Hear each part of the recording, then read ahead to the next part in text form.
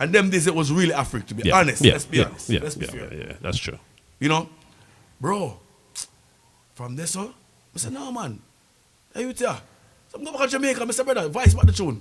I end up voice it over because I want him to do it on a different rhythm. Yes. Okay. So, but do it over. And then him do. Could I deal? On the top 10, him do could I deal? Him do about 4 songs. Him do. And then him have a next song. Red alert when the girl see it. I'm do about 4 songs. And brother, from this song, hand of the year too. Because by this time, the man around the whole Jamaica, brother, just like that. Wow. And then he had a look. Let's be honest. He had a look that none of the regular DJ them never really have. This uptown look. Yeah, clean cut. Clean cut and red. Every girl love the man, brother. Yeah. Yo, by the time I went back to Jamaica a few months, the man around the whole place, brother. Wow. Yeah, man. Wow. And I told him a story. Like like in interviews, he talk about it. He say, yeah, man, just never believe in me. Because I swear, I was like, nah, man. Brother, but don't know this man as no artist. He's a bad man. But once DJ start, man, he never turned back, bro. He never turned back. And you know, one of the realest youth them in the music. Like I can say this whether he's here or not, whether in front of him, one of the realest, like always have him back. Like in the worst day of my life, I can tell you if something happen, I know Carlos are there for me and my family. I know, same I can say about Wayne Wonder, same I can say about Stephen Marley. Those are my brother them in the music, brother. Wow. Yeah, man. Big up to Jagga B. Yeah. But you understand what I'm saying? Them man, they always did it for me, brother. Yeah, man. Super sound. Yeah. There's another super sound. No, man, I want super sound.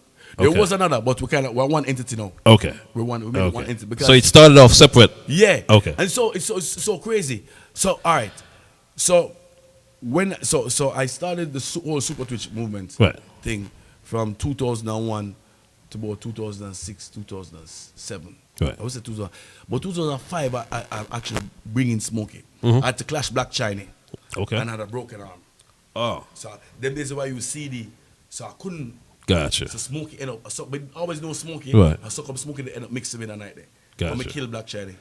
Yeah, I killed them. Let's just get it. I don't think there was a debate for that, was it? No. Oh, I know some people. Yeah, Bobby Bobby Chin, my brother. But, sorry. So, that's the first when I brought the Smokey. And then for a year, and then Karim came in afterwards. But it was always me and Smokey.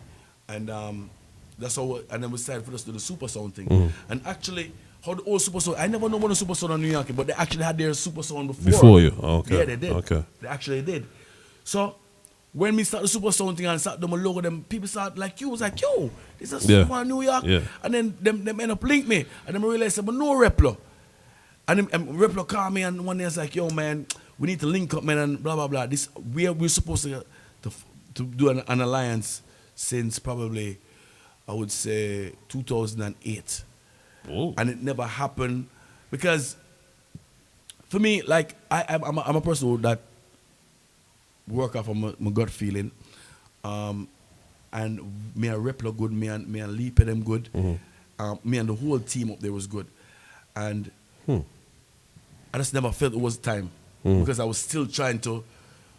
All right, it was another transition for me to move from Super Twitch to Super Sound. That was another task. Because then now people's like, Super Twitch, who's Smokey, who's Karim? Right. You know what I'm saying? Right. Every dance I had to be there. Right. And once I went away, it would be a problem. Like was, so I was in a struggle just building Super Sound in Florida. Wow. So I couldn't take up another thing for introduce Super Sound there. I knew I couldn't do it at the time. I thought it was too much of a burden. And you must remember, I am still going to be the major figure. Correct. I am going to be the cornerstone for both. Correct. And I couldn't take up that thing at the time. Long story short, years later, I would say probably about, which year is this now? 2022, right? I'm lose track, you know. 2022, I would say probably about 5 to 7 years ago, we actually, we meet up and we kind of form something. Because then now, when we start exchange tune, we realize that the both sounds them have the same song them. It was weird. Like I would voice DeMarco. DeMarco would do one with my name and the one with their name, and it's just the same super song. I was like, it's a waste of money. Yeah. You know, it was a waste of money. So me, Lipe, and Replo, we just, you know, we are basically the owners, now co-owners, and whatever we do now, which was together, unit, and ease off of my pocket, ease off of their pocket, and it makes more sense. True. You know what I mean? Them do them thing in New York, and you know what I'm saying? And it's you know, people say, oh, so not franchise, but brother, if the artists them gonna charge so much, why not? I mean, and it doesn't make any sense. It never make any sense when we thought about it. And they're good people. Yeah, they're good people. People that I would, if like, you know what I mean? You know, you meet some people and you can say, yo, they were good people, and it mesh and it happened. And you know, them do a couple clash. So we have DJ Kid and Smokey. Them love the war. So anytime we have clash, them and Smokey link up and them go kill people. The war selectors. The war selected them. And you have there's Kid in New York and there's Easy here. Yeah, Easy doing things differently. And the thing is, there are some humble youth, good youth, you know, from different backgrounds, but them still have the love for music. Music is the key. Is the key. And so, you know, we're doing it, man. We're doing it, and it's been good. It's been good. I have no regrets in doing that whatsoever. Now, you know, the debate has come up as to Twitch's real age. You know, you have a birthday party every year. Okay, so I had said before the interview, no age question. No, I'm not going to ask you the age question. What I'm going to ask you, though, is the 40-something. Yes. That's in itself is a brand. Yo, man, let me tell you something. Last night, when I said Freddie McGregor, I said, Twitch, you know, move on for the something. I'm like, Freddie, we have to have Uncle Freddie. He must say Uncle Twitch. No, when you like, because, all right, I don't know. It was just an idea. See. And it just ran away itself because it only works because I'm still a rate type point. It's the only reason why it works. I look like you. Oh, no, You don't look it. Exactly. I tell people all the time, it's like, it's just, you know, but it's 40-something, man. I've been 40-something for the right amount of years. People saying... You have to go check. I have to go do the maths. Everybody said, no, you got about 13 years. Nah, bro. It hasn't been 13 years? Nah, it's not. It's not, bro. Okay. I'm still 40-something. If you say so. I'm still 40-something. I'm still in the 40-something round. Okay.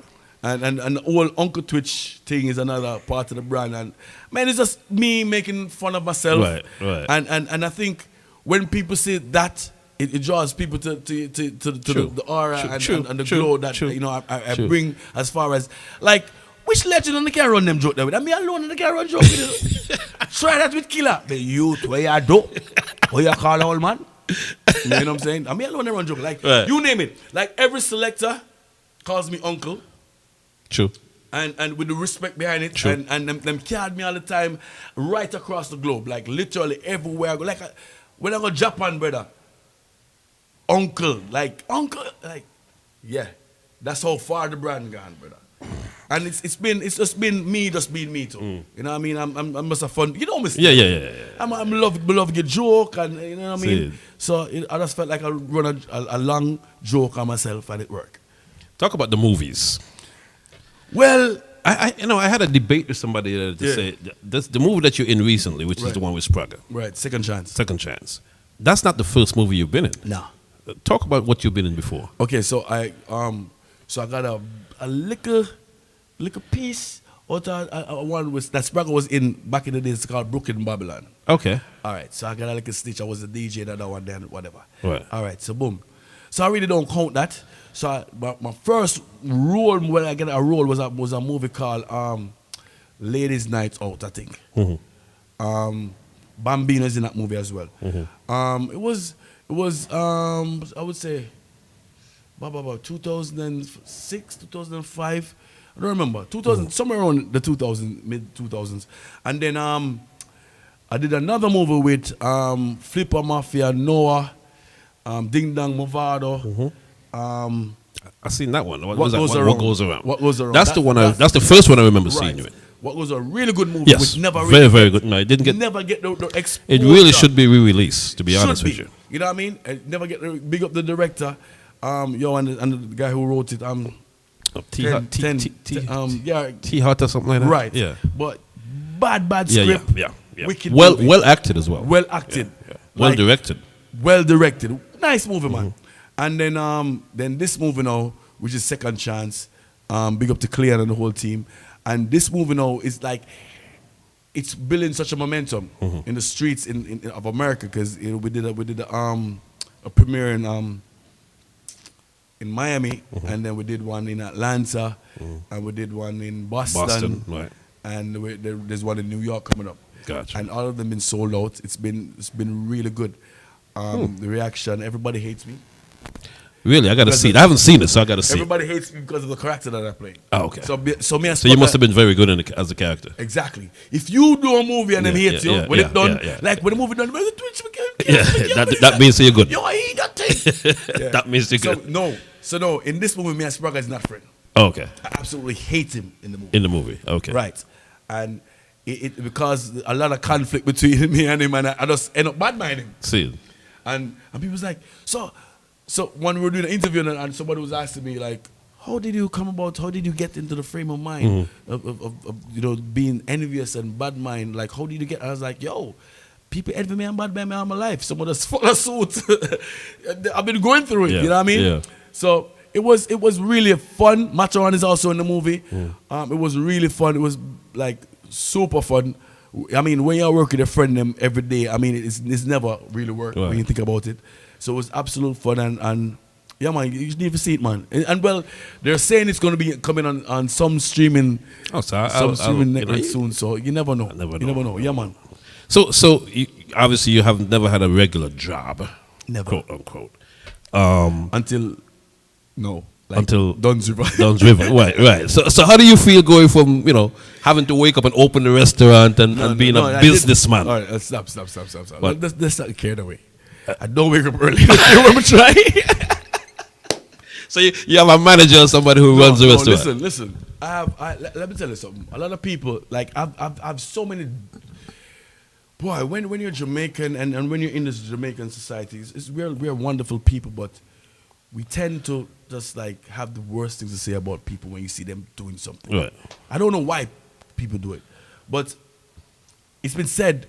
Like when Dunn's River came about and I was promoting it and people was like, yo, just show one a restaurant, twitch this, twitch that. Like, listen to me, man.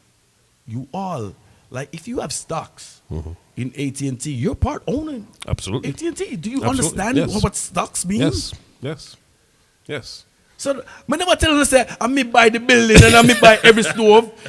Oh, so that's that was the argument. People was like, oh, twitch. I was like, yo, do you understand? Of course I'm part owner. Right.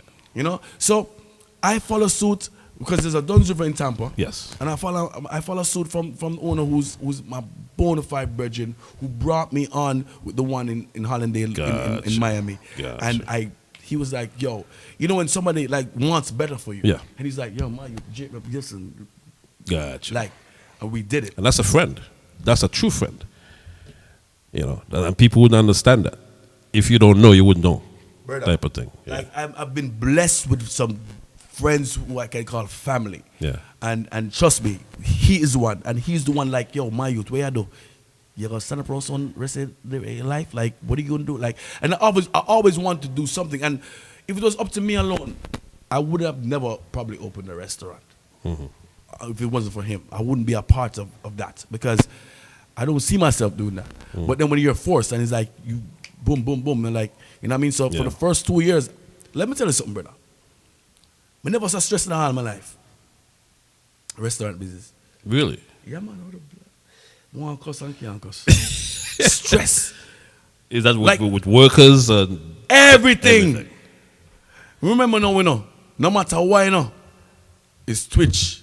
Yeah. Supa Twitch restaurant, Yeah. So your name is on the line. Brother. Your reputation is on the line. Brother, so when my bona fide friends come there and them sit down on a table like how you sit down, right? And a fork drop. If not call the waitress, Twitch, my fork.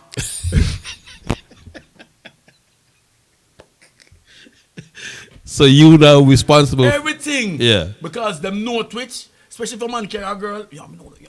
Twitch, some food takes so long, brother. Twitch. I was getting pulled from left to right. So were you there on a daily basis? I was there on a daily basis in the early stages there, and it drove me nuts. Wow. it drove me nuts. And then with the workers, you can't find good people to work. And we try to keep a stand because we did not want to be the typical Jamaican restaurant. As far as you walk in, where you are? Yeah. No, Yeah. hello, you didn't even welcome to the Duns River. We want to keep that levels. A standard. We're standard. We hired different. We didn't hire just Jamaicans. We hired white people. We tried Afro American. We tried Haitian. And it's just like, wow, it was the toughest thing, brother. Did your mother ever get on you for not finishing school or not? Never. She accepted your path. I love that lady. I mean, obviously, we all love our mothers. Right. But I got an award the other day, and she was the first person I thanked.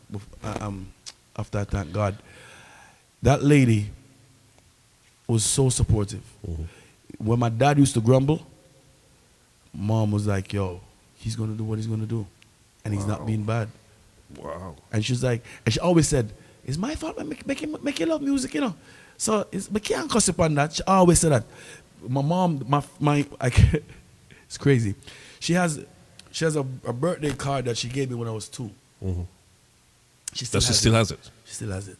So that was like 40-something years. 40-something years ago. Shut up, man. And you know what's on the card? What? A turntable. Really? At 2 years old. At 2 years old. Was she into music at all? Yes, she loved music.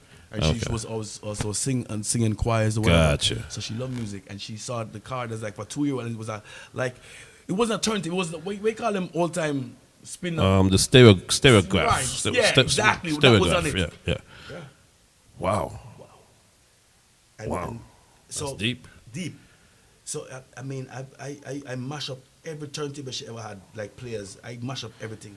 I would scratch Roman Nagel. Shout out Jim Reeves records, the old singer Jim Reeves. I was scratching Jim Reeves. Country music. Yeah. Charlie Pride, you name it.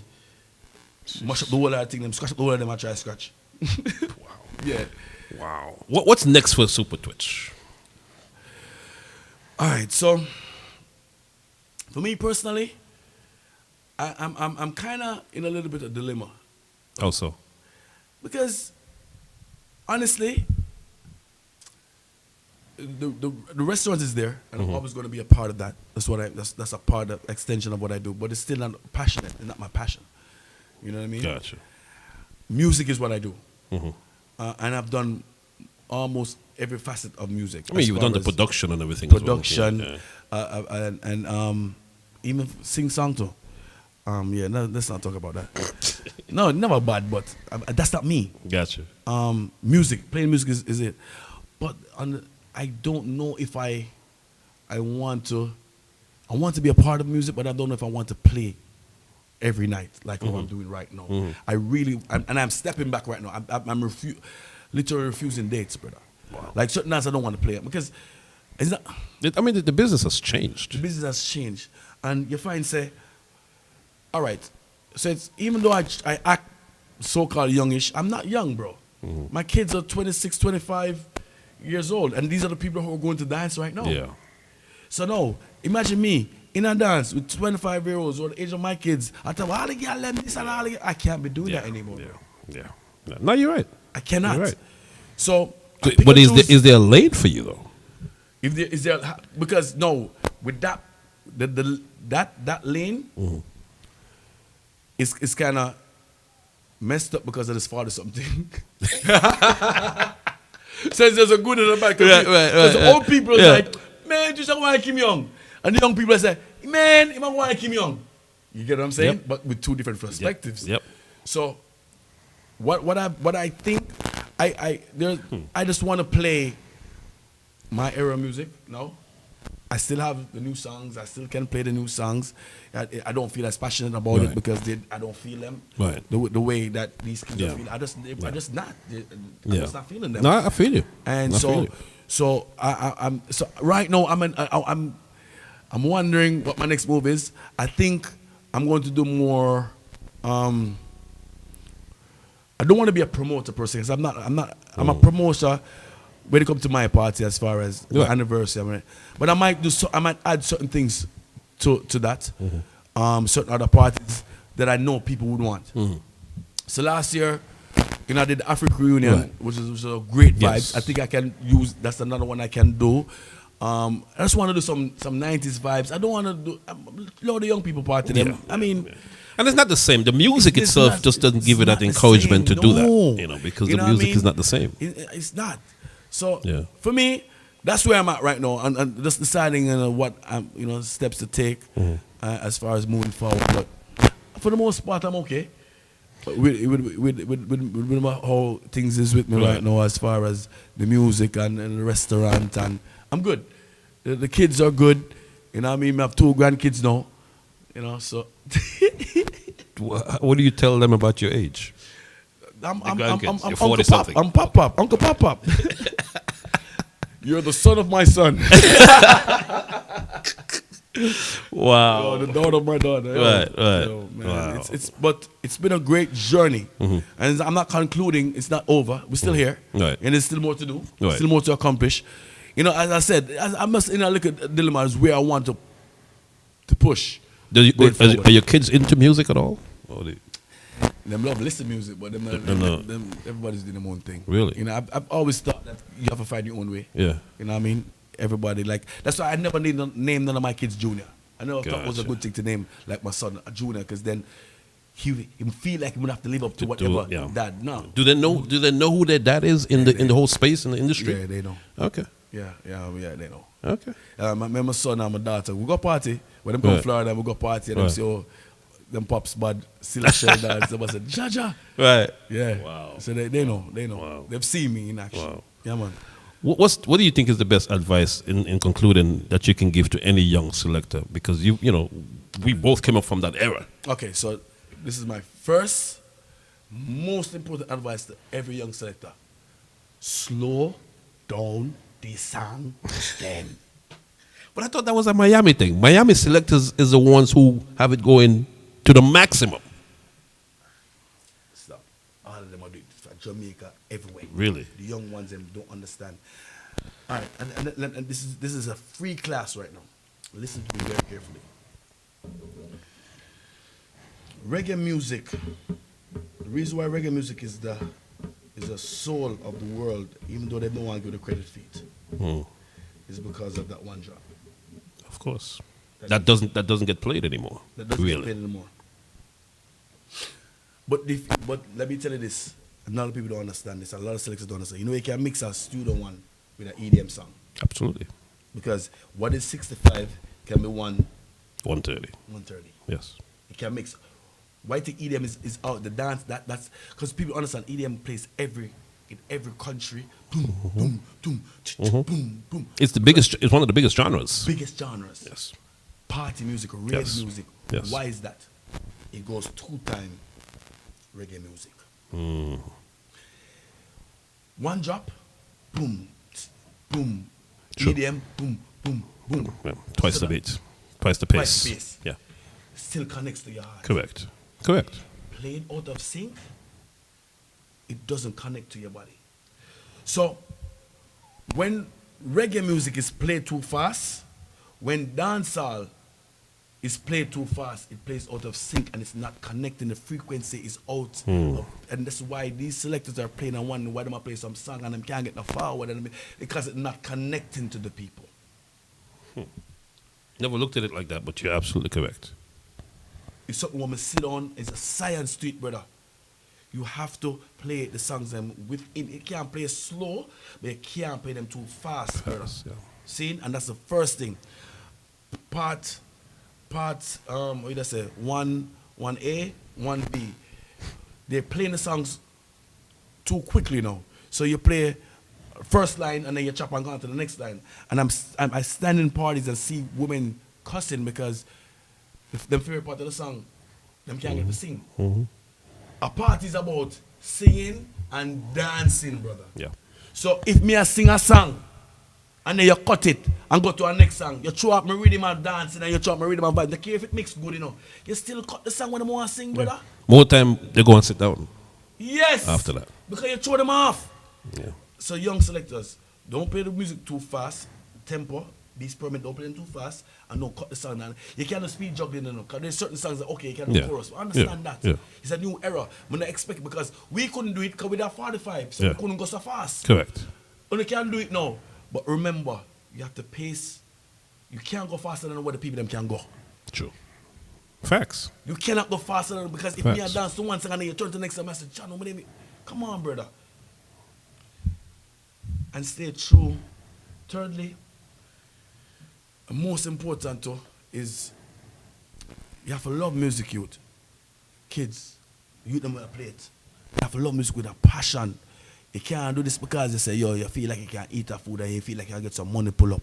Or you feel, Virgin, a $50 night me used to play for. And that was like the first time I get paid for playing music. I look on the brother and like, huh? You really are paying me for this? I would have done this probably for the rest of my life for free at the time. That's what I was thinking. Right. Because to me it was like, it was just like a privilege for me to play music. That's how I looked at it. Right. It was a privilege for me to stand on a sound and then you pay me. Realized I could have made a career. And Africa taught me that I could have made a career. I fed my kids, I schooled my kids, I took care of my mom and my dad through playing music, brother. Wow. Wow. That's deep. Never had a day job in my entire life. Never had a day job. So I remember meeting girls and she's like, oh, you don't work? You don't work? Otherwise, I said, work where? What do you mean work? Of course I work. I have a 12 to 6. 12 to 6 in the morning. Mm-hmm. And they would never get it. And anybody who looked down on what we did, no, it's different. Yeah. But back then, it wasn't kosher to be a selector. And that's why I love my mother again, mention mommy again, because she know my potential. She know what her son could have been. I could have been a lawyer. I could have been, accountant, whatever it might be. But music chose me, and I did not refuse. You know what I'm saying? And I tell people all the time, when you're chosen by music, brother, you can't deny it. You can't. Deny it. Any real selector will tell you that. And I tell people all the time, like, if I had a day job or I had something else, then I probably wouldn't be so passionate about it. There's no way I could have done a day job and play music 7 days a week. Yeah. No way. Yeah. Them days, when we leave party 7 o'clock in the morning for go in. We leave party 7 o'clock, then we stand up and talk for another 2 hours. You remember? That's how we know Major Hype it was funny. Hilarious. Yeah. Because that's what it was. All right, people don't understand. Back in the day, it was me and Matron that gave most of the joke them. Yep. It was me, Matron, and then Major Hype came along and get the joke them. Because we always had the stories. Because we always go to Jamaica all the time. So I always come back with the stories. So we always had the Budget stories. We always had the Capleton stories. Brother, last night, Matron had me on, all right, as annoying as Matron is, he cracks me up every so often, just the same. And not because I'm my best friend, not because I'm my brother, but he always has some story. True. And he adds on his part to it. Right, yeah. So the last time we were having a crazy, we were dying with laughter. So we were doing that long. What Major Hype did, none of us could have done it. There's no way. Because he's actually a super talented comedian. Yeah, he is. When I saw him the first time he did stand up, he knew when to break, he knew when to go to the punchline. Timing was impeccable. Yeah. I went to him, I said, brother, I can't believe you actually, because I couldn't do that. I remember there was a diner on Linden and Utica. Oh my God! You don't want to go there day. You be there till 12 o'clock at the time. Yeah. You don't after want to go there. So I knew then he was funny, not this funny obviously, but I knew then he was funny. Hilarious. He was hilarious. Hilarious, brother. And most selectors are Noah. Yeah. All of us, absolute idiots. Yeah. You know what I mean? Yeah. Part of what we do. Yeah. You know? Yeah, man. So, like, I tell you, you have to be passionate about it. Do it from your heart. Do it from your heart. Yeah. You know what I mean? And everything else will follow. You know what I mean? Continue to try. Don't forget where the music is forwarding from. Because I realize now for the selectors nowadays, they're so scared to play certain music. They're scared to go outside the box, so to speak. So scared to go outside the box. Yeah. And you must always remember this. Whosoever is 20 or 25, they must listen to their mother play music. So them know the music, them too, You're afraid for so much young people know real music. Like you keep a 90s party right now. There's a lot of young. They're singing out. They're especially singing young, every word for word. They know it because them grew up here. The mother and father play it in the car. They never know nothing else. Yep. Facts. And it brings back. And there's nothing that brings back memories than music. You hear a song right now, Rico, and you can tell, so, you know, somebody there started the night. Put you right back where you were. Right back into that boom. Yeah. That time capsule. Yep. So don't be afraid to play music. Change up your juggling. You know what I mean? You don't have to play like for me now. My joy now is voicing the young artists them and putting them on our rhythm. The punani rhythm and the love. That's what I do. Yep. You know, keep it juggling the same way, not a clash way, but keep it juggling the same way, and it bring back vibes. Yeah. Bring back a different energy when you hear, because now, you know, they're singing on some rhythms that are not really typical dancehall rhythms, so-called chopper, what you want to call it. But when you hear them one day, the punani rhythm and our rhythm, them, the showtime them, and it bring back a good vibe. So that's what I do to keep myself going with the younger youths as far as that is concerned. But youths must have to stay true to it, brother. Stay true to it. Stay true to it. 33 years going on 34 years, brother. Jeez. So folks, do the maths. If you watch the interview, then you go back and see when he started and do the maths. Okay. I can tell you when I started, 1988. Okay. This year makes 34 years. Okay. And I'm still 40-something. Gotcha. Because even if you get to be 50, it's still 40-something. I'm not getting to 50. I'm going to do 40 reset. Yo, Rico. It's been a pleasure, man. Oh, man. I thank you, man. I appreciate you, man. No, man. And there's so much more we didn't talk about. You're right. Talk about. In the interest of time. Yes, but the interest of time and hungry. Yeah. You know, let me get in the backstory. Twitch said, let's do I said, you want something to eat? He's like, nah. Let's do the interview before I eat. Yeah. Food. I know them stay out there, you know. No, but what happens is if I eat the food, the itis comes in. Itis comes in, and but it's always been a pleasure. It's always a pleasure talking to you, brother. When I see a party, it's always a pleasure seeing you, brother. Because we can always catch up on all the vibes. Absolutely. Big up for the things that you're doing, bro. Thank you, man. I appreciate that. You keep the vibes going. I say, do you have an award show? I just had it last week. Yeah, I know. And you give everybody awards for because nobody gives us anything, you know. Sometimes we hard to even get paid. So it's we get paid, we have to wait till last. Yeah. So it's just my way of giving back to my community, man. That's nice, man. I saw it and I said, and let me tell you something. I'm gonna tell you this right now. And this is why I don't like America. Mm-hmm. You know, they have a thing named participation awards. Right. I think it's crap. You should not give a kid mm-hmm. a participation award.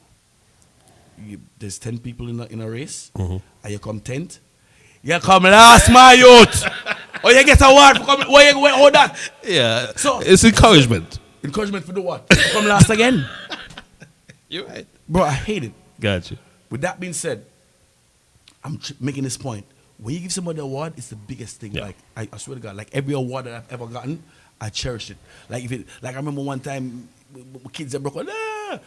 It wasn't no Oscar, mm-hmm. it wasn't no Grammy, but I appreciated it. Right. So what I'm trying to say is, when you do that, it encourages people to do better. Yes, but especially if they're doing good, right. to go on elevate, to strive to elevate. Right. But not if them come last. Like we're not getting about the participation. If you contributed to the community, you're doing good in the community. Yeah. Acknowledge these people and absolutely people appreciate that. Absolutely. So continue doing it, brother. Thank you, man. And continue doing this, man. Appreciate that. Yeah, man. Appreciate Respect, that, brother. All right.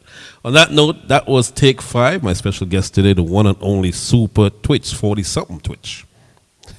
We'll catch you next time on another episode of Take 5.